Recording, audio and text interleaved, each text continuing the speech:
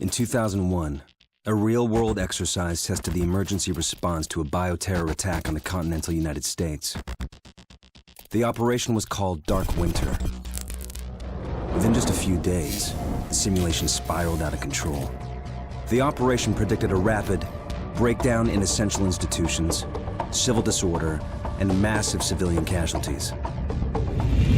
Dark Winter has revealed how vulnerable we've become.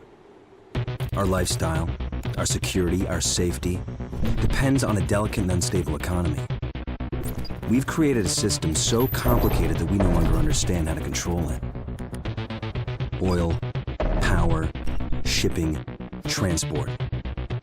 We live in a complex world. And the more complex it gets, the more fragile it becomes. The system is built on a global supply chain that gets things where they're needed, just in time. We've created a house of cards. Remove just one, and everything falls apart. And what's fueling this system? Money. Americans can spend $90 billion in a single day of shopping. Last year, 200 million people swarmed their local stores on November 23rd. We call that day Black Friday. Did you know that a flu virus can survive on the surface of a banknote for up to 17 days? One day there will be a pandemic. It could begin during the crush of Black Friday sales.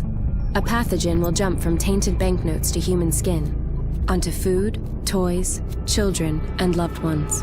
By the time patient zero feels the first sore throat, millions of people will already be infected. From this point, the breakdown will happen fast. Day 1, hospitals will reach capacity. Panic will strike. Day 2, quarantine zones will be established. Resources will be rationed. Transport will go into lockdown.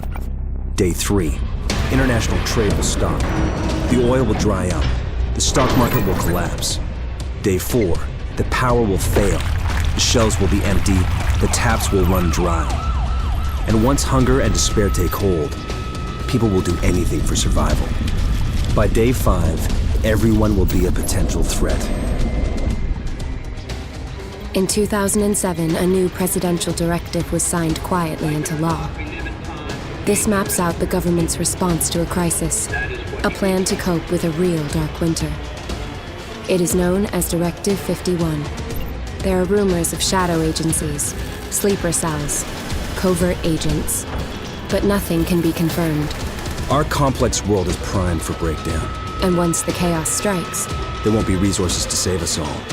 The only question left is, what will it take to save what remains?